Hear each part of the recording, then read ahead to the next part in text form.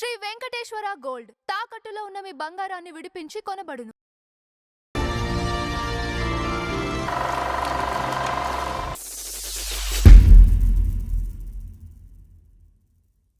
నమస్కారం నందం హరిచంద్ర గారు. నమస్కారం రంజిబాబు గారు. సరే, ఈ రోజు మన ఫ్లాష్ బ్యాక్ లో పి పుల్లయ్య గారు ఉన్నారు కదా.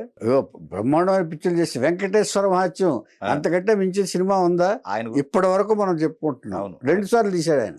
కరెక్ట్, ఆయన గురించి చెప్పుకున్నాం కూడా మనం. చెప్పుకున్నాం. అయితే మరి ఆయనకు ఒక భార్య ఉన్నారు కదా. ఎవరికైనా భార్య ఉంటుంది, ఆయనకేంటి, మీకుంటుంది, నాకు ఉంటారు. అంటే ఓన్లీ హౌస్ వైఫ్ గా కాదు నేను చెప్పేది. అంటే ఈవిడ ఆర్టిస్ట్ శాంతకుమార్ గారు, పి పుల్లయ్య గారు భార్య గారు. తెలియదే ఉంది. ప్రొడ్యూసర్, నిర్మాత, అవును, గాయని, స్కూల్ సంగీత టీచరు. తర్వాత ఇంకో విశేషం తెలుసా మీకు? డికే పట్టమ్మాళ్ళ గారు కానీ శాస్త్రీయ సంగీతంలో మాస్టర్ చేశారు ఆవిడ. డికే పట్టమ్మాళ్ళ గారు పేరు తెలియని వాళ్ళు శాస్త్రీయ సంగీతంలో ఎవరు ఉండరు సంగీత ప్రపంచంలో. ఇంకోటి ఆవిడ సహాధ్యాయి ప్లస్ ఆవిడతో పోటీలో గెలిచిన గాయని ఈవిడ. ఎంత గ్రేటో చూడండి.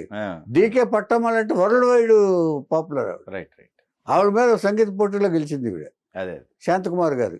ఇన్ని విశేషణాలు తెలుసుకుంటే మనకు ప్రపంచంలో ఎంతమంది గొప్పవాళ్ళు ఉన్నారో తెలుస్తుంది.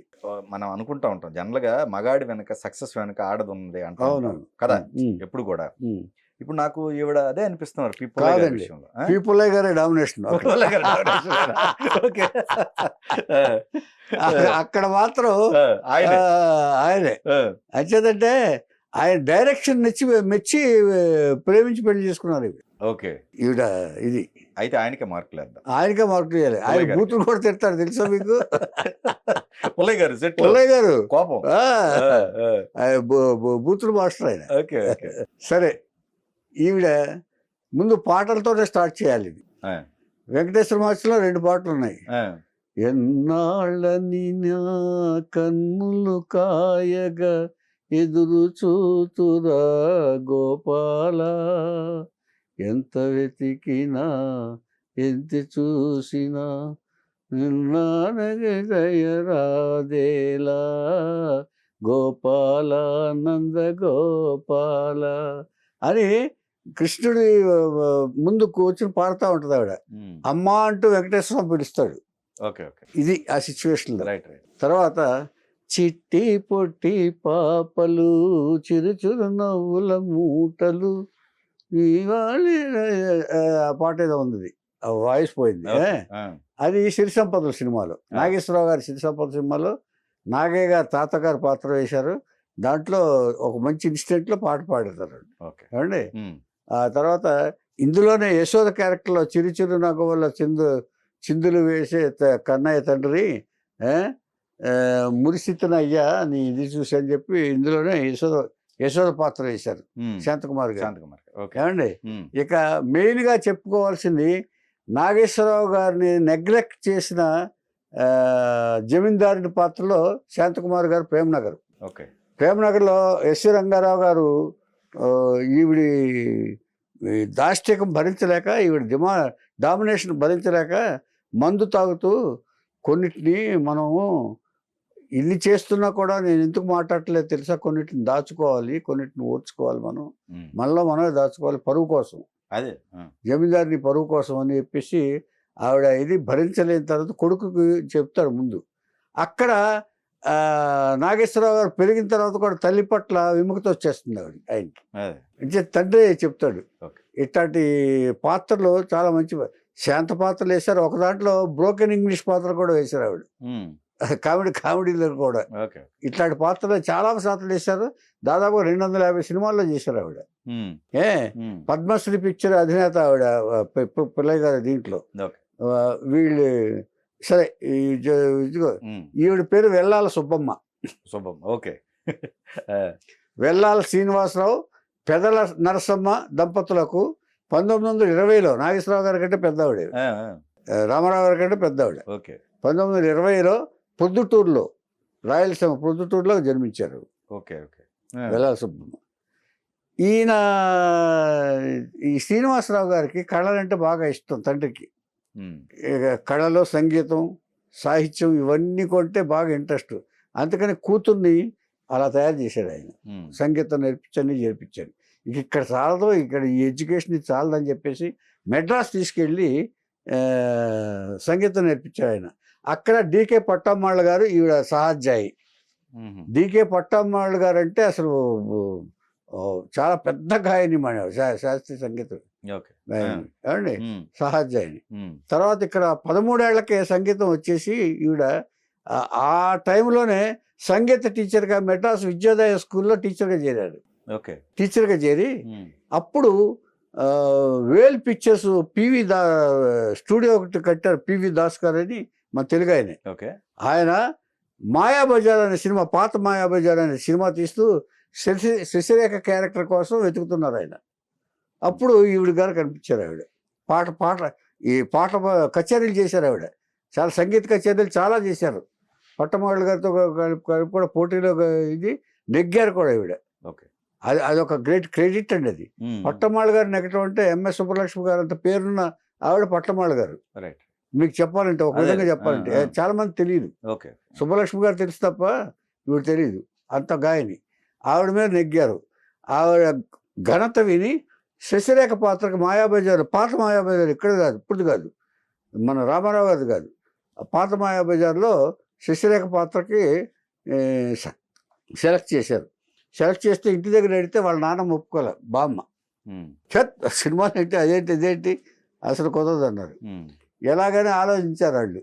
తండ్రికి ఇష్టమే, కళ్ళంటే ఆర్ట్ అంటే ఇష్టం, ఆర్ట్ ఫామ్స్ అంటే ఇష్టం. అవి ఆలోచించి మేకప్ మ్యాన్ పిలిచి శశిరేఖ గెటప్ వేసి బామ్మ దగ్గర తీసుకెళ్ళారు. ఇదమ్మ క్యారెక్టర్ని. అంటే సినిమాలు అంటే ఒక రాంగ్ నోషన్ ఉంటుంది కదా, ఏమి చేయిస్తారో ఏం చేస్తారని చెప్పి అలా చూడంగానే బామ్మగారు మురిసిపోయారు. నా కూతురు ఇంత బాగుంటుందా, నా మనవరాలు ఇంత బాగుంటుందా అని చెప్పేసి అమ్మని ముద్దు పెట్టుకుని ఒప్పుకున్నారు. ఆవిడ ఒక రకంగా ఈవిడికి తండ్రే మెయిన్ పిల్లర్ అనుకోవచ్చు. పిల్లర్ తండ్రే మెయిన్. అంటే ఒరిజినల్ గా భగవంతుడు ఇచ్చిన వరం ఆవిడ సంగీతం. విద్యోదయ స్కూల్లో 13 ఏళ్లకే స్కూల్ టీచర్ గా, సంగీత మాస్టర్ గా పనిచేసిందంటే ఆవిడ ప్రతిభ ఏం చెప్పాలి. ఇంకా ఎన్ని కచేరీలు చేశారు ఆవిడ, ఎన్నిట్లో బహుమతులు వచ్చినాయి ఆవిడ. ఇవన్నీ అండి మనకి వినటానికి నేను చెప్తున్నప్పుడు చాలా తేలిగ్గాను, వినేవాళ్ళకి చాలా మామూలుగానే ఉంటాయి. కానీ దాంట్లో ఉన్న సాధన, దాని వెనకాల బిహైండ్ దట్ దాని ఎంత సాధన ఉంది, వాళ్ళు ఎంత సాధించారు అనేది అది మనకి ఇన్స్పిరేషన్గా తీసుకోవాలండి మనం. అంటే మనిషి తలుసుకుంటే ఏదైనా చేయగలడానికి అయితే మనం చాలా తేలిగ్గా తీసుకుంటాం మనం ఇవన్నీ. సంగీత సాధన అంటే మాటలు కాదండి. సో మొన్న టీజీ కమలాదేవి గారి గురించి మాట్లాడుతున్నాను. ఆవిడ ఏజ్ ఎంత అప్పటికి? 60లో ఒక లేడీ బిలియర్డ్స్ ఆటగారు లేరని, ఎవరు చేస్తారమ్మా నువ్వు అన్ని బాగా చేస్తున్నావు, యాక్టివ్గా చేస్తున్నావు, యూ కెన్ డూ ఇట్ అన్నారంట ఆవిడ. ఫారిన్ ఆవిడ. అంటే మనం సంకల్పం ఉంటే ఏదైనా అంచేత దేన్ని మనం చేసే పని దేన్ని అంటే మనకి వయసు ఉన్నంత వరకు పని చేస్తాం. ఏమంటే ఓపిక తగ్గిపోయిన తర్వాత, వయసు అయిపోయిన తర్వాత మనం ఏం పని చేయలేము. సో ఉన్నంత వరకు మనం ఏం చేయగలమో దాన్ని కొంచెం ఎక్స్ట్రా ఆలోచన పెట్టి దాన్ని మనం సాధించగలిగితే ఏదైనా సాధించవచ్చు మనం. కరెక్ట్ అంటానికి చాలా మంది ఉదాహరణలు ఉన్నాయి. ఇవన్నీ చెప్పేది మనం అందుకే ఊరికే సోది చెప్పటమో లేకపోతే ఊరికే ఇన్ఫర్మేషన్ ఇవ్వటమో కాదండి.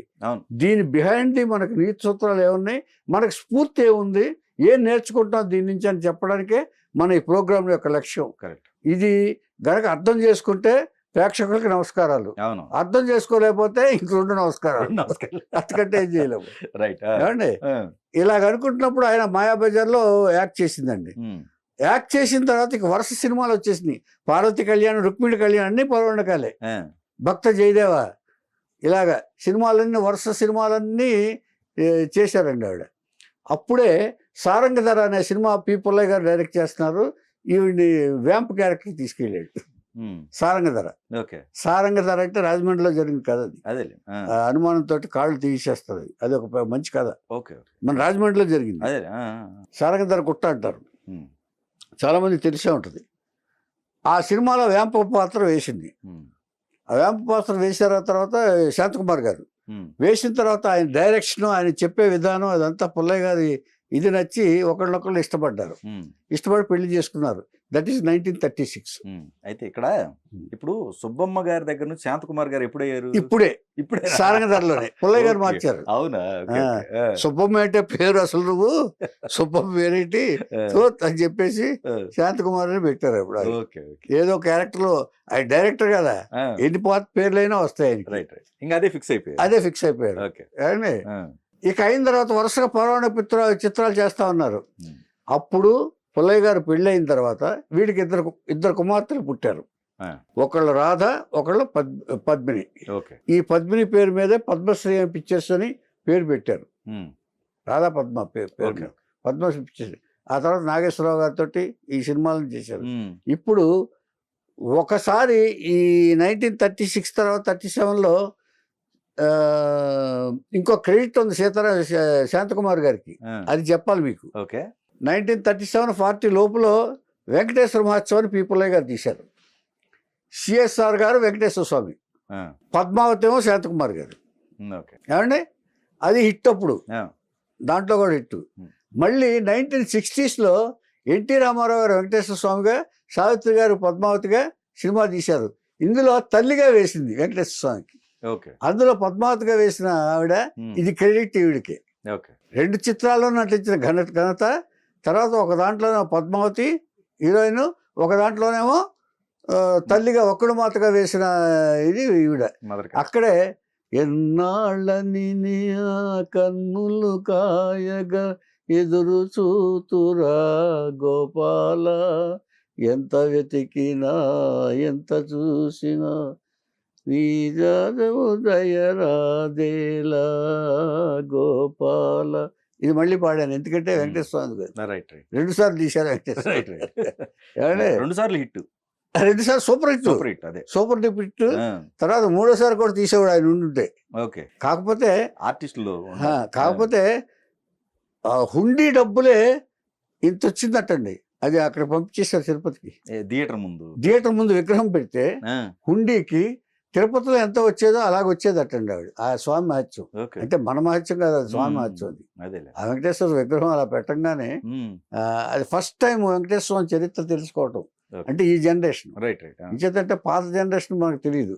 వెంకటేశ్వర స్వామి ఎలా ఉన్నాడు, ఏంటి అసలు తిరుపతి ఏంటి అని చరిత్ర తెలుసుకోవటం అనేది ఫస్ట్ టైం మన జనరేషన్ మొత్తం. మన జనరేషన్ కాదు, వాళ్ళు అప్పటి జనరేషన్ 60sలో మొత్తం. ఏమండి అంటే నా చిన్నప్పుడు అది నేను చూశాను. అలా విగ్రహాన్ని కూడా చూశాను, దండం పెట్టుకున్నాను. నేను ఏలూరులో చూశాను. అలాగే ఇక అక్కడి నుంచి వరుస సినిమాలు చేశారు. ఇక సిరి సంపదల్లో ఈవిడ చెప్పాను మన క్యారెక్టర్స్ అన్ని. అలాగే వరుసగా సినిమాలు చేసుకుంటూ పద్మశ్రీ పిక్చర్స్ అని పెట్టారు. అక్కడ పద్మశ్రీ పిక్చర్స్ దే సిరి సంపద కూడా. శాంతకుమార్ గారు అందరికంటే పెద్దవాళ్ళని మనకు తెలుసు. ఇప్పుడు 1920లో పుట్టారు అంటే ఆవిడ కంటే పెద్దవాళ్ళు ఎవరూ లేరు ఆవిడతో నటించేటప్పుడు. ఇటు రామారావు గారు కానీ, ఇటు నాగేశ్వరరావు గారు కానీ, ఇటు గుమ్మడి గారు కానీ. నాగేశ్వరరావు గారి ధర్మపత్నిలో ఈవిడ భారీగా నటించారు. భారీగా నటిస్తే ఏంటి భర్తగా ఇది చేసింది, ఆ కుర్రోడిని నా భారీగా నేనేలా నటిస్తాను అని అంటాడు. నేనున్నాను కదే డైరెక్టర్, నేనున్నాను కదా నేను చేసుకుంటానంటే కొంచెం ఇదిగా మాట్లాడేవాడు ఆయన. ఆ తర్వాత ఒకసారి గుమ్మడి గారు భర్తగా వేశాడు. గుమ్మడి గారు భర్తగా వేస్తే ఏంటి అసలు ఏమన్నా అర్థం ఉందా అసలు, ఆ కుర్రాడు ఇదేంటి నా కుర్రాడులా కనిపిస్తున్నాడు అని చెప్పి ఇలా వేయటం ఏంటనంటే ఉండవే అని చెప్పేసి అక్కడ కూర్చోని చెప్పేసి మేకప్ రూమ్ తీసుకెళ్ళి ఓల్డ్ గెటప్ వేసి తీసుకొచ్చి గుమ్మడి గారికా ఇప్పుడు ఎలా ఉన్నారు చెప్పే, అందుకనే డైరెక్టర్ అన్నారు. శాంతకుమార్ గారు వచ్చింది. అలాగా చిన్న తమ్ముడు అని అబ్బి అని పిలిచేది నాగేశ్వరరావు గారిని ఈవిడ. చిన్న తమ్ముడు, అక్క అని పిలిచేవారు ఆవిడ ఆయన్ని, నాగేశ్వరరావు గారు. అక్క అని పిలుస్తూనే భారీగా నటించింది ఆవిడ ధర్మపత్రిలో. అంటే నటనకి ఇవి లేవు కదా, ఇట్లా ఉంటున్న వాటిలో. తర్వాత ఈవిడ కొంతకాలం అయిన తర్వాత పుల్లయ్య గారు పోయిన తర్వాత సినిమాలకు దూరంగా ఉన్నారు. పుల్లయ్య గారు చనిపోయారు మధ్యలో. చనిపోయిన తర్వాత సినిమాలకు దూరంగా ఉన్నారు. దాదాపు 22 సినిమాలు తీశారు మొత్తం. Ragini Pictures, Padmashri Pictures banners మీద వీళ్ళిద్దరూ కలిసి 22 సినిమాలు తీశారు మొత్తం. వీళ్ళు ఓన్లీ ఈ బ్యానర్ మీద ఏమన్నా సినిమాలు ఉన్నాయా? ఏదండి కాంబినేషన్ లోనే ఉన్నాయి అయితే. కాంబినేషన్ 22 కాదు కూడా? కాదు కాదు కాదు పద్మశ్రీ పిక్చర్స్ బ్యానర్ మెయిన్. అదే వెంకటేశ్వర మహత్యం పద్మశ్రీ పిక్చర్సే ఓకే. రెండును. ఉమ్. తర్వాత కొడుకు కోడలు, సిరి సంపదలు, ఇలాంటి సినిమాలన్నీ నాగేశ్వరరావు గారి సినిమాలతో నాగేశ్వరరావు గారితో 4-5 సినిమాలు తీశారు ఓకే ఎక్కువగా. ఓకే. ఎక్కువగా నాగేశ్వరరావు గారు చేశారు పద్మశ్రీ పిక్చర్స్ అండి. అదే ఏమండి ఇట్లా చేస్తుండగా ఆ సాంఘిక చిత్రాలు రామారావు గారితో తీల. సాంఘిక చిత్రాలన్నీ నాగేశ్వరరావు గారే ఎక్కువగా. ఓకే. ఎక్కువగా సబ్జెక్ట్ ఓరియంటెడ్ సినిమాలన్నీ నాగేశ్వరరావుతో తీశారు. ఎవరు మన పుల్లయ్య గారు. ఏమండి ఆ పుల్లయ్య గారు చనిపోయిన తర్వాత ఇక ఆ సినిమాలకు దూరం అయిపోయారు శాంతకుమార్ గారు. అప్పుడు ఏం చేశారు, బాలసుబ్రహ్మణ్యం గారు రాసిన పాటలకి స్వరాలు కూర్చారు ఆవిడ. ఖాళీగా లేదు. ఓకే. స్వరాలు కూర్చి ఆ పాటలు పాడి వినిపించేవాళ్ళు వాళ్ళు. గాయని కదా, అదే మ్యూజిక్ లో సముద్రం ఉండే ఆవిడ ఒక రకంగా చెప్పాలంటే. 13వ సంవత్సరంలో టీచర్గా పనిచేసిన ఆవిడ శాంతకుమార్ గారు.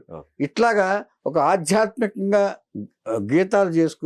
గీతాలు సంగీతం చేసుకుంటూ పాటలు పాడుకుంటూ ఆధ్యాత్మిక సంగీతం పాటలు పాడుకుంటూ వాడికి స్వరాలు సమకూరుస్తూ ఇంట్లో విశ్రాంతి తీసుకుంటుండగా వయసు రీత్యా వచ్చిన అనారోగ్యంతో 2006లో ఆవిడ తుది శ్వాస విడిచారు. 2006 వరకు ఆవిడ ఉన్నారు.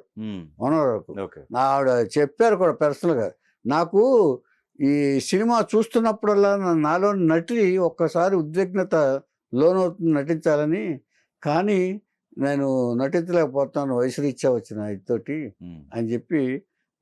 అంచేత ఒక ఆర్టిస్ట్కి ఎప్పుడు కూడా నటన పట్ల ఎప్పుడు ఏది ఉండదు, కానీ వయసే అడ్డం వస్తుంది.